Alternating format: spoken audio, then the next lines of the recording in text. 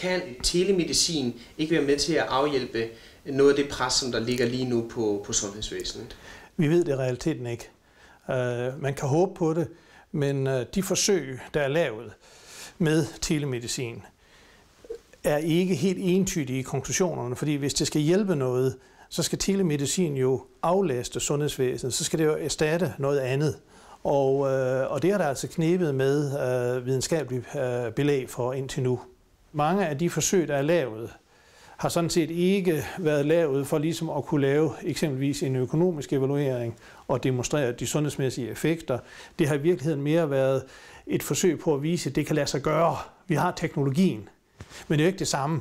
Det her, det vi på godt dansk kalder feasibility, at det er muligt, og at teknologien er i orden. Men det er ikke det samme som at demonstrere, at der er økonomi i det. Det er ikke det samme, at det demonstrerer, at der er en bedre sundhedsmæssig effekt end ved traditionel behandling.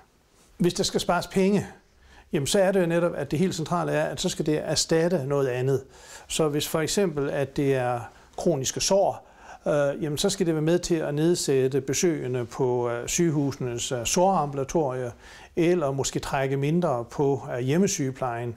Og skal der være penge i det, jamen så skal vi vise, at det erstatter. Og det er der er altså ikke ret mange undersøgelser, der overbevisende har demonstreret endnu.